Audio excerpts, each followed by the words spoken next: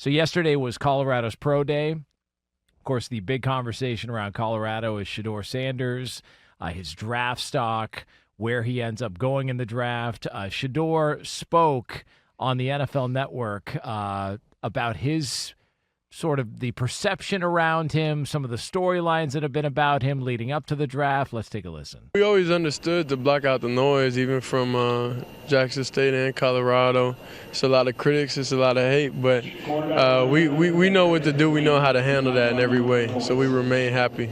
So he apparently just focused on the task at hand. His dad, Deion, though, spoke about the situation, and although he wouldn't call out anybody by name, he's aware that there is somebody who's out to get his son. We like to call that stuff out, though. I know who it is. You're going to make me call him out. No. Yeah, you know what team he is. Yeah. All right. We don't you got to understand it. I know, but don't make me pull behind the curtain to step in that thing. We keep it on the high road. I'm kind of curious, to be honest. I'm going to try my best to keep it on the high road, but I don't know the address to it. I don't know the address to the high road. So what's the – there's not a shot in hell that Shedeur Sanders falls out of the top 5 in my mind. It's possible. Well, it's possible. It's possible. Yeah. I mean, it's possible. It's not that it's possible. Anything's possible. Yeah. It's the NFL draft. But does he fall to top 10? Probably not. You know, or maybe I'll just say top possible. 15. Yeah, top 15. Possible, but I give you top 15. Top 15, I think it'd be top hard 15. To think he would. Yeah. Can I ask you guys this, though? Like, outside of the Deion, Shedeur, this conversation around, like, the hate or whatever else, like, what's the buzz around the draft? It's the least interesting draft in a long time. Long time. Yeah, I mean, in all seriousness, like, I asked that question because I can't think of another draft where you're like, man, I mean, Travis Hunter's an incredible talent, and we're not really talking about him. They didn't jump behind that. Yeah, they didn't get that. They didn't attach that horse. Like, no, and you could go talk about Abdul, but like, they haven't attached to that horse. This is really dominated the headlines, like the Cam Ward or Shedeur Sanders. But in most cases, people are like, all right, I think the consensus is Cam Ward, but that's like, okay, then there's just like hate towards Shedeur. I think some of this stuff is fabricated, honestly. Yeah. And actually, I'll make the case that almost all of it is, because every time of year, like we get to this point, there has to be someone who's dropping in the draft. There's every year someone's falling, and somebody's rising, and every year, yeah, or something like that. Yeah. Like, or someone's just kind of staying, put where they're at. I look at it and say, what most people don't realize is, a lot of the fluff BS that goes on around the draft, around these topics and conversations, are done by the agents and the teams. And they do them because if it's a competing agent, they're trying to prop up their guy, at least in public perception, because the teams think what they want. And the agents they're not going to persuade them one way or another. They have their process of looking at it. And ultimately, in most organizations, whether it's the owner, general manager, head coach, whoever is the ultimate decision maker, he's got his mind made up. And he's sure as hell not talking to anyone in the media about it. And he's sure as hell not talking to an agent about it. So that decision, if they're taking a quarterback, especially taking a quarterback, has probably already been made, or they have a really good idea of who it's going to be. And it's not going to change, and it's not going to get out. So all this stuff we keep reading and hearing, to me, it's all fluff, it's all drama, it's all BS. Because it's either an agent who's trying to, take shots at Shedeur Sanders so it makes his guy look better, or maybe a team saying we can pass on Shedeur and get a quarterback in another round. Or it's a team, it's some guy who's like kind of knows the plan and is like, well, maybe they want him to fall to him. Maybe the Jets want him to fall to him at 7. And so there's people who want to badmouth him, right? Because remember the whole comment about, well, there was a quarterback coach from a team in the top 7 who said he didn't have it's like, well, why top 7? Why not just top 10? But why would Deion say, let me ask you this, if it's fabricated, why would Deion say he knows the name of the person doing the talking? Because he might. It might could be an agent. See, because to me, the way we've experienced with the guys like David Mulugeta. We've experienced that, where they go on these campaigns to try to protect their client or the perceived protecting of their client because they're so scared or so concerned about losing out. Like, we've seen guys who this happens with. And they'll try to deny it, but like all these insiders will tell you, they won't say it on air because they don't want to hurt that relationship. I mean, there's so many politics behind the scenes that go on with this stuff. So I'm sure Deion has a good idea of who said what or who's saying what. Oh, knowing him, if he said, I know who it is, y'all want me to call it, like, am I going to call his name out? My take on it is it just further perpetuates the narrative when Prime does that, which they don't care. They don't care if it perpetuates the narrative of the pressure that will come with drafting Shedeur Sanders. They don't, the Sanders family, they don't, like, they're going to be who they're going to be. They're going to handle things the way they're going to handle them. And for Shedeur to feel as though he's being unfairly, unjustly criticized, scrutinized, whatever it is, hated on, he's basically telling y'all, look, I don't pay attention to it. I'm focused. I've had to deal with it all along. I'm good with it. I think where the whole issue of all of this turns into like a bigger deal as it applies to Shedeur Sanders is the influence of Deion Sanders. It has to be that you're going into a situation where if things do not go the way that they are supposed to go with Shedeur Sanders, whether it's getting him on the field. Imagine Shedeur Sanders goes to a team and doesn't win the starting job. What pressure are you going to feel? Shedeur Sanders goes to the team and he's not very good. What pressure are you going to feel? And how do you get through it? How do you get through it? The difference between a David Mulughetto or any other of these agents out here or any other, prospects out here, they do not have one of the most influential figures in all of sports as a father. And by the way, an involved dad. Like, he'll tell you, I'm his dad. He does not play around with the idea of being a protector of his kids. I'm their dad. This is a compromising position. No matter how you look at it, you are putting yourself in a compromised position if you take Shedeur Sanders, unless there is a relationship of trust and respect between Deion Sanders and people within the organization of which Shedeur gets drafted to. If there's not that relationship, you're at risk. So do you think, say, for example, the Giants at 3, do you think there would be hesitation to take him if he doesn't get an opportunity to play right away? Because the thought would be, well, Deion can come take my job, and they would want to pair these guys up. Do you think there's... I don't think that's the hesitation. I think the hesitation in New York is more of they feel like they're in a spot where they have to win right now. They need a veteran.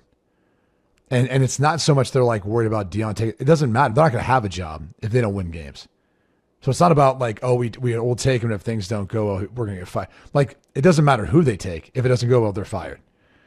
So I think the concern there is more like, do you want to go potentially through the growing pains in having a rookie quarterback and not win as many games or not be as competitive as you ultimately could be with a veteran? I think that's what's potentially at stake. It's amplified so much more if it's Shedeur Sanders. Like the whole idea of him dropping, because the only thing that we've heard is, well, he would drop because, well, he came across as arrogant. He came across. That's cap. Dude, that's cap. I can understand. Listen, there was concerns about Jalen Carter because of the accident and all that happened. I could kind of understand that. Laramie Tunsil smoking weed out of a gas mask and it being like, I could kind of understand that. That's why drop. I mean, that's age old. Like you said, there's age old storylines that play out. So he's overconfident. Man, we heard the same thing about Caleb Williams. We've heard the same thing about so many other people in the draft. The idea that you do not drop for being overconfident. He's too jacked up, or he's got 3 legs. I've heard that before too. Like, look at how yoked he is. Like, he doesn't even look like a quarterback. Yeah, I mean, he drinks mayonnaise with his coffee. There you go. It's like, It's silly. Like, I agree with that. That stuff so is dumb. that is manufactured. Hey, that guy's too confident. His girlfriend's so hot it's gonna be a distraction. It's like, okay, like, are we being serious? And that's crazy because that has been a part of it. Hey, that guy's too confident for what he does for a living. Boy, God forbid. We interviewed his mom. His mom didn't pass the test. We interviewed his mom. His mom passed the test, maybe too much. Too much. Maybe she wants to be on the team. I agree with that. I agree with that sentiment. But the one thing that differentiates this one from the others MILF. is that it turned out to be a couple times. Man, didn't I play out in Arizona? Anyway, so I'm just saying this is a different scenario. What is wrong with you, man? I didn't say anything. What is wrong? MILF. I just think that's a lot. So you take New York for instance, you make them the example. They take Shedeur Sanders, and you are now in a scenario, unless you have a relationship with Deion Sanders, and Deion if you don't think for 2 seconds that Deion Sanders is going to want to know the plan for Shedeur Sanders, because Deion is still going to make sure that he's ultimately orchestrating Shedeur's success. Now, Shedeur ultimately has to go out there and do what he has done, which is he has to deliver on the field. So make no mistake about this. This ain't no daddy's little boy type deal where Shedeur can't hoop or can't play ball and daddy is the reason why he's hyped up. Like, no, Shedeur is a player. He plays ball. Like, he can stand on his own. But I don't think people understand the level of what Deion Sanders feels for his kids in terms of the amount of love that goes into what their achievements are going to be. He is super involved. So they're going to have to explain to him what this plan is. That's going to be, you got to believe this is going to be problematic for any franchise unless there's a personal and even if there's a personal relationship, it still might end up being problematic. But that's what I was going to ask. Do you think that Deion's been in these discussions, if there's been discussions had, with teams talking to Shedeur, do you think he's been brought in? Because if so, I don't see a problem with that. Like, if he's involved and he's been there every step of the way, don't you That's go a through problem. That's a problem. But don't you, for any other prospect you're going to take? Like, there was stuff out that. Well, you're going to talk to their coaches about who they are. So he's you're going to talk to the coach about who they are, 100%. But what I'm saying to you is if he's involvement is different than interviewing about the character or about the skill sets. What does this guy mean to you? Like, in that regard, that's very different than your child.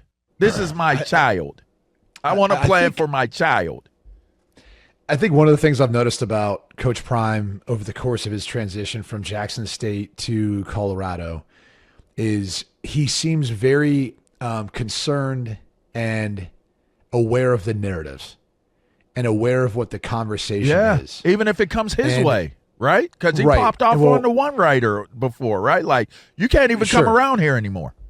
Right. And I think there's a reason for this. You know, when you have the perspective of a player, and then you're talking about young people, and then you're talking about, in this case, his son, I think one of the things, and maybe this is coming off as more of a father too, so you guys can relate to this, and our listeners can maybe relate to this, but like, one of the things I think you grow concerned by when I look back at my career when things went south for me is when you lose confidence and you start putting your weight in what other people think or say.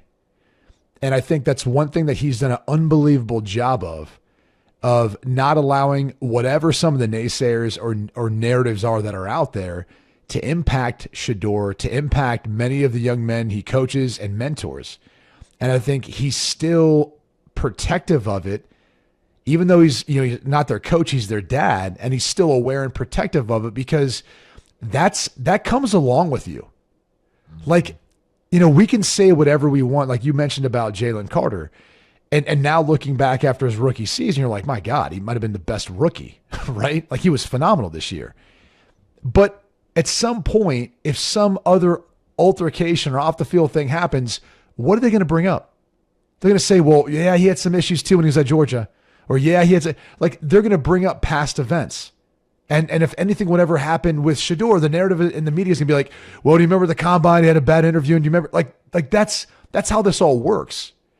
And so I think he's super aware of how those narratives can kind of stick with guys and stick with players, whether they're true or not. They do. Right? I'm one of them. And that's the truth. That. Absolutely. They do. Well, here's the reality is everyone can be victim of that to a certain degree, right? I'm not a victim of it, but you know what I mean? Like the narrative always stayed with me. Yeah. Exactly. And here's the thing is he knows that because he experienced it firsthand as a player. Indeed. As great as he was, a Hall of Famer at every flipping level. He still knows that. Like there's probably things that people said about him that he was like, this was never true, but people said it so other people believed it and it got out there. And here's the thing is in today's society, today's world. And we've seen this, and I'm not trying to get off into a certain tangent, but more often than not, people have to prove their innocence instead of prove their guilt. And so it's become now where like if someone says something, then it's like, well, it must be true. Must be true. Because someone said something on social media or someone said something coming out of the combine, so it must be true. Dang. And it's like, well, dude, now we have to go on a campaign to defend something and waste energy on something that isn't it really true? Or maybe it was just a bad moment for someone or an awkward run-in. Like, not to sound weird, but like I was coming out of a dental appointment yesterday. Some guy stopped his car in the middle of traffic to like say hello and say, he's like, I got my jersey for my son, all this stuff. And I was like talking to him. And meanwhile, there's like some cars starting to line up because he's blocking traffic. And one of the guys behind him's like, hey, cross the road, get out of the way. He's like yelling at me. And I'm like, I'm sorry. I'm just trying to talk to this dude. That guy probably thinks I'm an asshole now. Right. Because I was like, buddy, just relax for a second. Like, it's always he's the just one talking. you signed 200. But you get my point is like, it only takes, in this society, it only takes one person. You feeling good. Now, no, I'm just saying it only takes now more than ever one person to like change all of that, right? You're right, bro. Also, I thought I was going to have a list this morning. I'm not sure if I sound like I have one or not, but like after yesterday. We heard it loud and clear. Yeah, did you? Yeah, we did heard. Did I lisp a little bit? No, you didn't lisp. You shot it out there loud and clear. I was like, hey, pal, let's listen up over here. You let this guy sit here and talk with me for a while, okay, pal? You got that Invisalign in? No, the whole side of my face was numb. I was like, hey, pal, you listen up over here. Like you giving game, though. You definitely like giving game. And I'll say this. It's that 101 person's autograph you don't sign that makes you that a-hole, right? That's the 101st person that thinks you are the worst person in the world and will tell people how much of a D-bag you are because you didn't sign the 101 autograph. That's one thing. But you've gotten 101 autographs before? No, what I'm saying, bro, I sign until I'm done. Because I've been told, when I was a kid, I was told no by a guy that was like my biggest hero. And it was a high school guy. It was a high school basketball player. I ran off on my dad. My dad ain't got no feet. I just ran off. He got prosthetic limbs. I just ran off on my dad. My dad can't keep up. I then ran up the bleachers to go get the autograph from this dude's basketball player, a big fan of. Asked him for the autograph. He was like, later, kid. I'm watching the game. Wow. My dad was like, hey, come on. You can't sign him. Take a picture to sign an autograph for him. He's like, I'm focused right now. I said, don't worry about it, Dad. I said, if I ever make it in life, I'll never be like him, and walked away. So I never say no, ever. I never say no. Anyway, that's sidebar. Just super quickly, with Deion Sanders in the scenario, what you're saying is so relevant, Q, because Deion can take and make – Deion has made his narrative from day one, since he was a player until present day now. And make no mistake about it. This is about Shedeur. This has become about Shedeur Sanders, the storyline. But Deion Sanders would be this advocate for any of his players. Just so we're clear on that. If you're playing for Deion Sanders and you're a part of his team, he is going to fiercely advocate for you as much as he's doing for Shedeur Sanders. And that's interesting in itself because We're not hearing this about Travis Hunter. And you're not seeing a ton of interviews by Travis Hunter, and you're not seeing anything really being said from Deion about Travis Hunter because they're not messing with him. Nobody's messing with him. They're choosing, like, for somebody to come out and say what they said about Shedeur Sanders, you chose that. So let's not look at Shedeur like he's a problem for addressing it. Let's not look at Deion like he's a problem for addressing it. Y'all chose to put that narrative out there on him. You just happen to do it to somebody that's like a Manning. Like, you don't want to mess with the Godfather. You mess with Arch, you got to come make an appearance. You got to kiss the ring. Deion Sanders is on that same level. You mess with the Godfather, you got to make an appearance. You got to kiss the ring.